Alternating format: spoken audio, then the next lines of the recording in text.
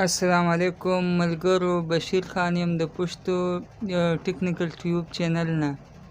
ملګرو، تاسو ته چې ما مخکې پوسټ کې ویلي و چې د موبایل مایک خراب شي، تاسو چې کله چاته کال کوئ او هغه هلو هلو کوي او هغه ته اواز نه راځي، تاسو ته وایي چې اواز دې نه راځي، یا صحیح نه راځي، سلو راځي، یا بیخي نه راځي. نو ملګرو، د هغې په باره کې ویډیو جوړوم. لږه شان ویډیو ده، خو مهم ده، خامخا یې وګورئ. هغه داسې وړوکی موبایل هم کیدی شي او غټ هم کیدی شي. کیدی شي چې غټ موبایل هم داسې چل پې وشي ستاسو او تاسو د مصري خواله یوسئ، نو هغه لازمي خبره ده، هغه بیا کولاوئ، ابدا هلته کې پیسې هم اخلي، پیسې به هم لګي، وخت به هم ضایع کېږي او قیمتي موبایل به هم ستاسو کولاویږي.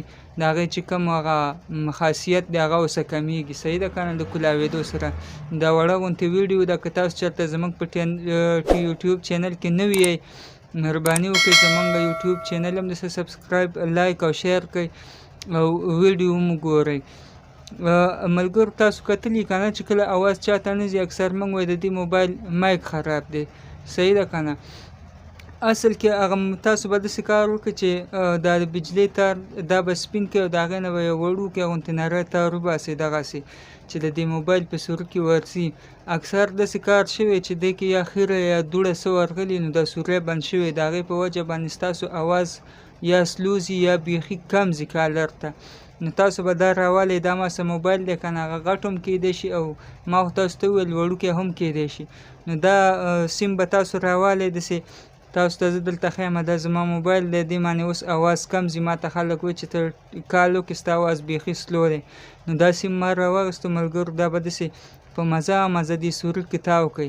80% د موبایل دا مسلې راځي چې کله اواز نه ځي، نو دا ډک شوی، بند شوی، د دې د وجې نه ستاسو اواز کالر ته نه ځي.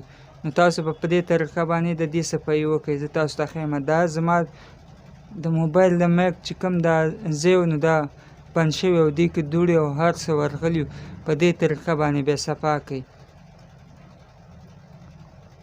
دغسې بس یو د بجلۍ تار نه پکې یو سیم لګي، که دغه نه نو بیا به ستن راوالی، ارام ارام سه بیا پکې داسې تاو کړئ چې دا صفا شي دغسې. نو انشاءالله دا یو اسانه غوندې طریقه وه. که ستاسو خوښه شوي یا زما نه پکې څه غلطي شوي، په کمنټ باکس کې هغه لیکل وکړئ، پرېږدئ. او یا که د بل څه باره کې د موبایل مسله کې تپوس کوئ، نو هغه هم ولیکئ چې راتلونکي ویډیو تاسو ته په هغې باندې جوړه کړو.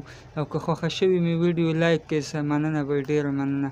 که څوک نه وي زموږ چینل د سره سبسکرایب، خوا کې د ګنټۍ دا نشان ورسره ووهئ چې زموږ ویډیو د ټولو نه مخکې تاسو ته راځي. ډېره مننه. السلام علیکم.